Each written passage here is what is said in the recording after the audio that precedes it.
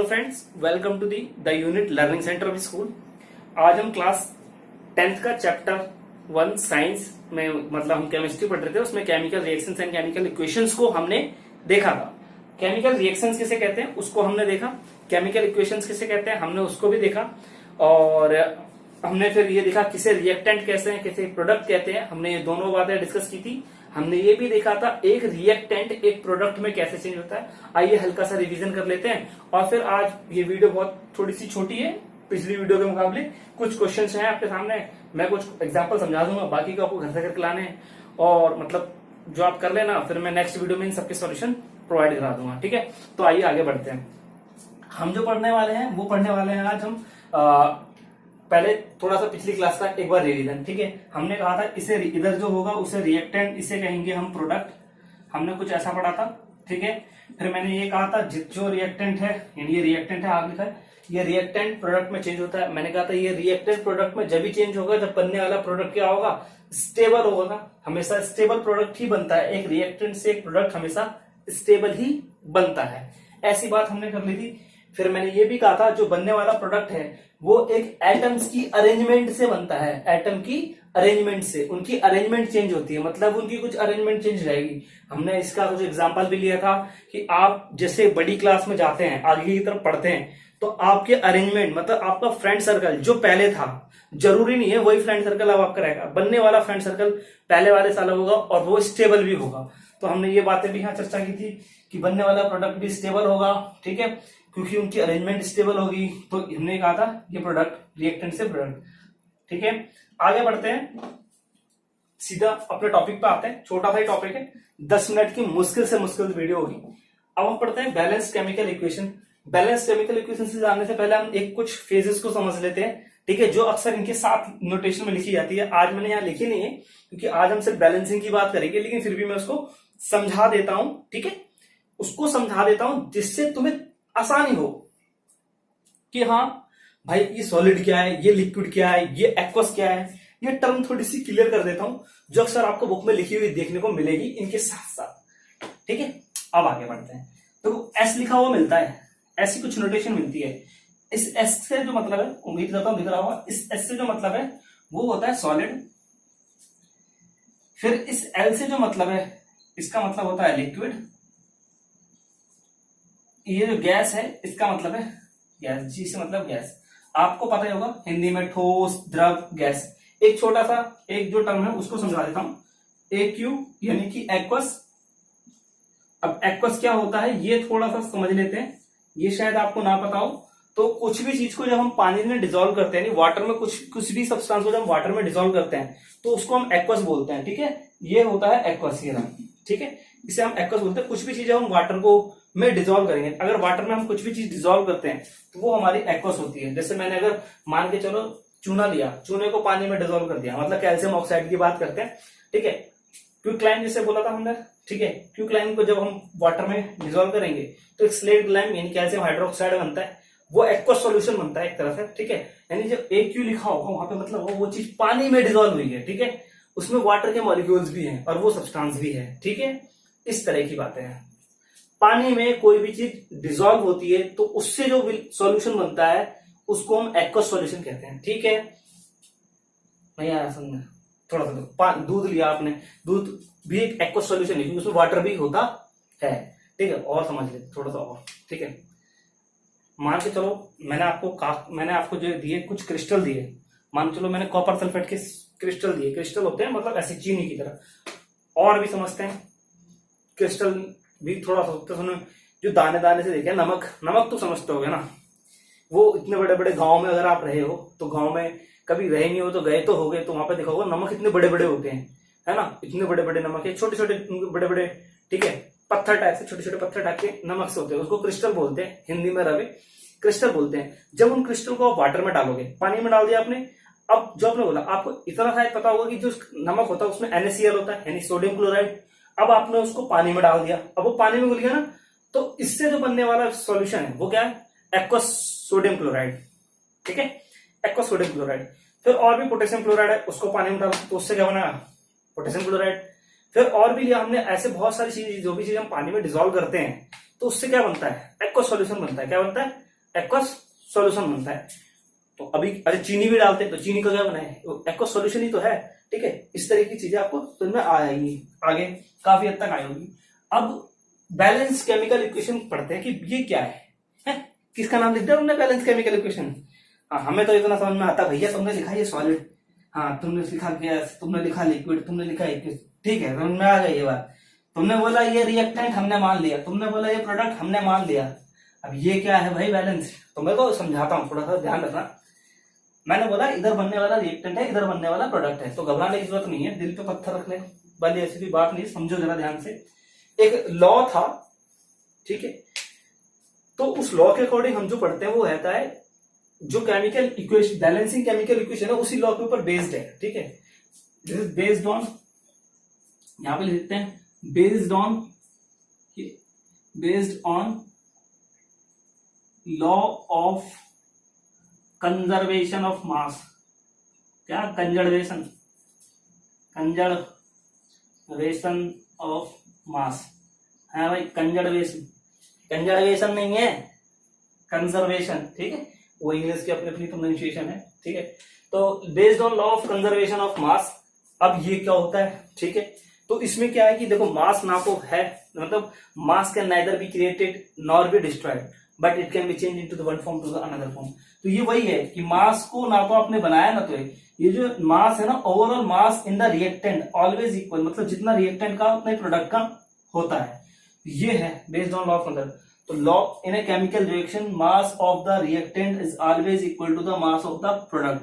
Total reactant का जितना मास होगा, टोटल प्रोडक्ट का मास भी उतना ही होगा। ठीक है, तो total mass of the reactant equal to total mass of the product. इस तरीके समझ लो, total mass of reactant equal to total mass of product. अरे घबराइएगा नहीं, सब समझ में आएगा, सब समझ में आएगा, बस ध्यान रखना। ठीक है, थोड़ा सा फोकस यहाँ, बिल्कुल फोकस यहाँ। हाँ, total mass of reactant, total mass of product is equal to, बराबर रहेगा। ठीक है, अब इसको समझते हैं। ठीक है, अब समझते हैं इस बात को। यहाँ देखो, समझते हैं, एक आयरन, यहाँ कितना, 3 आयरन, तो गड़बड़ हो गया, एफी को आयरन बोलते हैं, पता ही होगा, है ना, फेरस आयरन, आयरन। यहाँ देखो, तो यहाँ पर आयरन कितना है, 1, देखो 1 ही तो है, यहाँ कितने हैं, 3, ओह गड़बड़, बराबर नहीं है। दोबारा देखो, ऑक्सीजन कितना है, यहाँ 1, यहाँ कितना है, 4, ओह फिर से गड़बड़, बराबर नहीं है। हाइड्रोजन 2, यहाँ कितना, 2, मिला, कुछ तो मिला। तो आपको सबसे पहले इसमें जो चेक करना होता है, आपको टोटल बराबर करना होता है, दोनों रिएक्टेंट में भी और प्रोडक्ट में भी, दोनों चीजें बराबर करनी है। अब होंगी कैसे, उसको समझ लेते हैं। आपने ये तो समझ ही लिया होगा। ठीक है, अब आगे बढ़ते हैं। ठीक है, अब आगे समझने की कोशिश करते हैं, इसको मिटा देता हूं, है ना। अब आगे देखो, अब इसमें क्या होता है, आपको टेबल में बराबर करना होता है। अब कुछ बच्चे एनसीईआरटी में टेबल देख के आ गए होंगे, नहीं देखे होगी तो अभी देखने को मिलेगी। लॉकडाउन के बाद आप किताबें लोगे। ठीक है, अभी लॉकडाउन खत्म ही है ऑलमोस्ट, है ना, ऑलमोस्ट नहीं बेटा, घर में रहना और एकदम अलर्ट, कोई भी कोरोना के रूप में अंदर आ सकता है घर में, है ना। आगे देखो, घुसने ना देना घर में किसी गलती से, ऐसा भी कुछ ऐसा नहीं है भाई। प्यार से रहें, लोगों को समझाएं कोरोना के बारे में, और आप यहाँ समझे केमिस्ट्री के बारे में, आगे समझे आयरन। और ये आगे की बात करें, देखो नंबर ऑफ रिएक्टेंट, देखो अब इसमें टेबल बना के करोगे तो भी समझ में आ जाएगा, बिना टेबल बना आप डायरेक्ट भी कर सकते हो। तो आपको क्या करना है, नंबर ऑफ, यहाँ पे ऐसे टेबल बना लेना है ऐसे करके, यहाँ पे लिखना number of element, number of element. देखो बहुत सारे तरीके हैं, मैं ये एलिमेंट लिखा है, ठीक है बेटा, समझ जाना, बाकी तुम यहाँ पे लिखना अच्छे से लिख देते, चलो तुम्हारी तसल्ली के लिए, तुमको बड़ा कंजूस है। नंबर ऑफ एलिमेंट, यहां पे कर देते नेम ऑफ एलिमेंट, नंबर भी छोड़ो, नेम ऑफ एलिमेंट। ठीक है, यहां पे name of, number of element, number of element in reactant, number of reactant or number of element in product। अब वो एलिमेंट ही लिखा है, ठीक है। अब अंग्रेजी में छाटने लगना, एलिमेंट की स्पेलिंग यहां से देख लेना, रिएक्टेंट यहां लिखा है, प्रोडक्ट यहां से जब पा लेना, ठीक है, दिख रहा होगा, काम चला लेना। देखो कंटेंट में कोई कमी नहीं आएगी, आप बहुत क्वेश्चन है, इतनी प्रैक्टिस कर लो बस हो जाएगा आपका। और एक क्वेश्चन पक्का है आपके एग्जाम में, टेंशन मत लो, पक्का क्वेश्चन आ जाएगा। यहाँ देखो आयरन, देखो सबसे पहले आप नेम ऑफ एलिमेंट लिखो, तो यहाँ पे लिखो आयरन, सिंबल दिखा दो। रिएक्टेंट में कितना है 1, प्रोडक्ट में कितना है 3, ठीक है। अगले स्टेप में अब आप क्या करोगे, यहाँ पे आओ, अब यहाँ पे क्या है, दूसरा क्या है ऑक्सीजन, ठीक है। यहाँ कितना है, अब आप क्या करो, ओ यहाँ पे ऑक्सीजन ओ से, यहाँ कितना ऑक्सीजन 1, यहाँ कितना है 4, ठीक है। अब दूसरा हाइड्रोजन, यहाँ पे हाइड्रोजन, ठीक है, ये हाइड्रोजन लिखा है, कितना हाइड्रोजन है 2, यहाँ कितना है 2। इसके साथ कोई छेड़खानी नहीं, जो बराबर होंगे उनके साथ कोई छेड़खानी नहीं करनी। अब आप करोगे क्या, देखो अब आपको लग रहा होगा क्या ही करें, तो सबसे पहले आपको मैं एक तरीका बताता हूँ। सबसे पहले आप ऑक्सीजन को बराबर करना, जब भी आपको रिएक्शन में मिले कोशिश करना, ठीक है। एक बात का ध्यान रखेंगे हर बच्चे, थोड़ा नोटिस फोकस करें यहाँ पे, आप कभी भी बैलेंस करते वक्त याद रहे, आप कभी भी बैलेंस करते वक्त ऑक्सीजन को, कभी भी बैलेंस करते वक्त ऑक्सीजन या किसी भी एलिमेंट को जब आप मल्टीप्लाई करोगे तो नीचे से नहीं करना, नीचे से नहीं करना, हमेशा जो भी डिजिट से आप मल्टीप्लाई करोगे उसको हमेशा आगे रखना है। कहां रखना है, आगे। तो देखो, तो अगले स्टेप में हम क्या करते हैं, रिएक्ट आयरन को तो 3 से मल्टीप्लाई कर लेते हैं अगले स्टेप के लिए। तो देखो मल्टीप्लाई बाय 3 बराबर करने के लिए, तो यहाँ पे 3 से मल्टीप्लाई करेंगे, ठीक है। तो यहाँ 3 लगाएंगे, नीचे मत लगाना, यहां लिख दोगे। देखो इसके साथ तो कोई छिड़कानी करनी नहीं, ये जगह कम है, ऐसी रिएक्शन दोबारा लिख के उसमें छिड़कानी करनी होती है। तो ये तो आपने टेबल ऐसे बना लोगे, उसके बाद में लिख देना आयरन मल्टी, छोड़ो हमने इसको यहां करके दिखाते हैं, ठीक है। पॉज कर देता हूं, ऊपर कर देता हूं, ठीक है।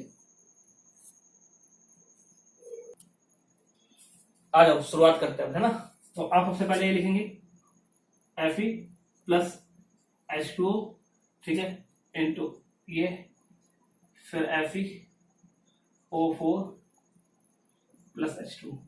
आप यहाँ पे दिखा देना, आप दूसरे पेन किसी इस्तेमाल कर सकते हो जिससे आपको डिमेंशन करना हो, तो यहाँ पे 3 से और यहाँ पे 4 से, ठीक है। जब आप इसको दोबारा लिखोगे तो यहाँ पे 3 से मल्टीप्लाई करोगे और यहाँ से 4, ठीक है। तो 4 दोबारा मल्टीप्लाई कर दिया है अपना। अब आप यहाँ देखोगे किस तरीके से आपकी रिएक्शन तैयार हो गई है।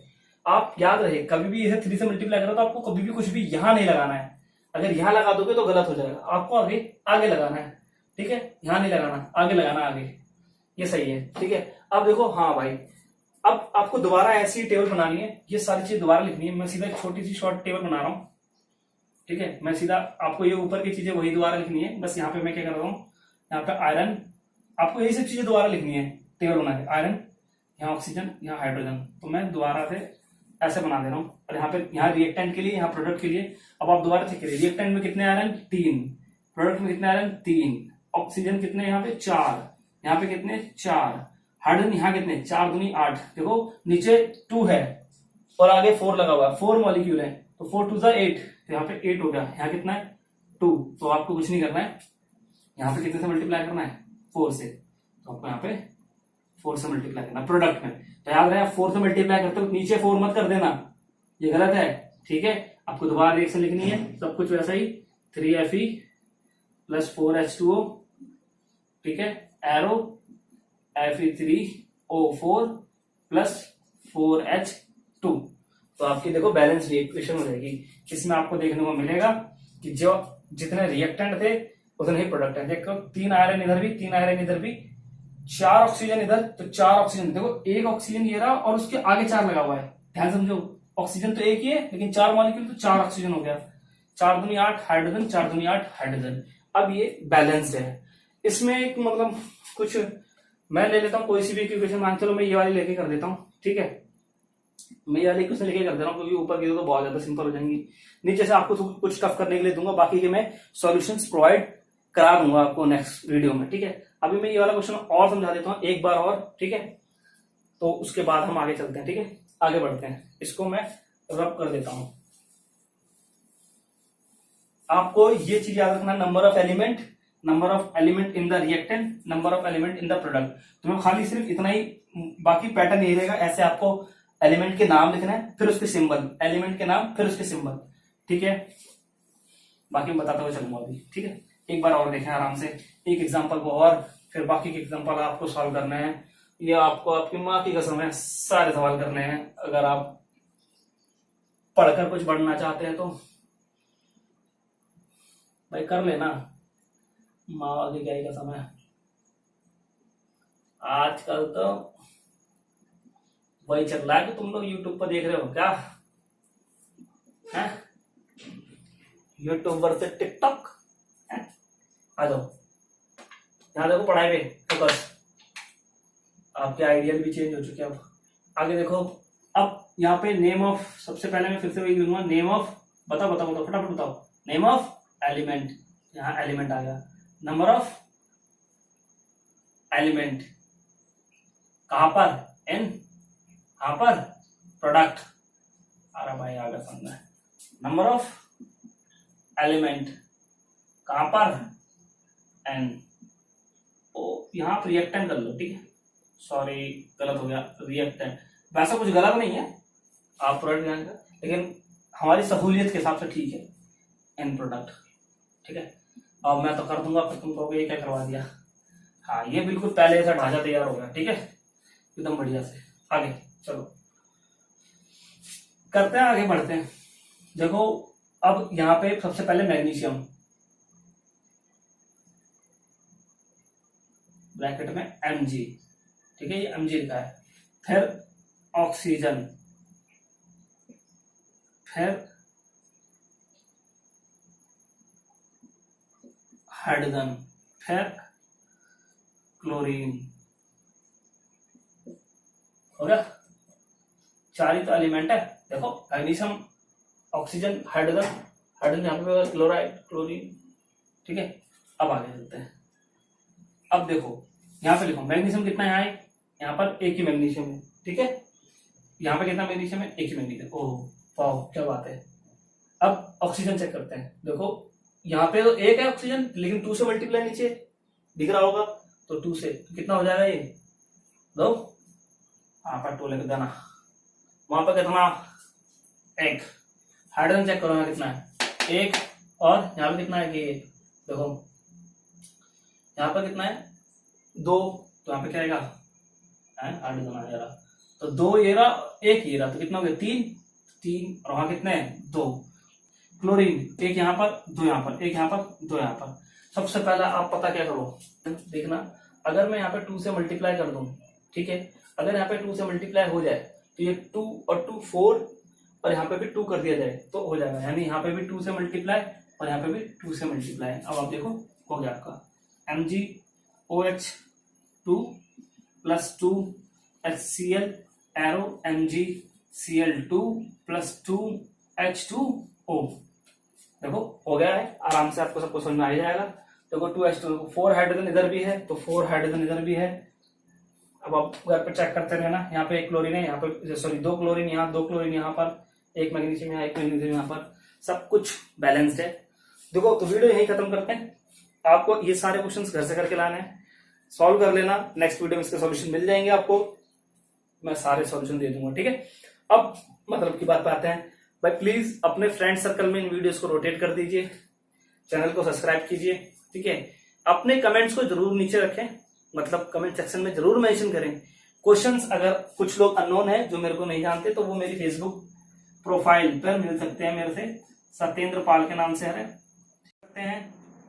बेझिझक होकर सेंड कीजिए, आपका कोई भी क्वेश्चन है, कोई भी जो आपका डाउट है वो आप मुझे वहां पे सेंड कर दीजिए, मैं उसके ऊपर वीडियो डाल दूंगा। अगर आप कमेंट में डालने से डर रहे हैं, प्लीज वीडियो को शेयर कीजिए। Thanks for watching.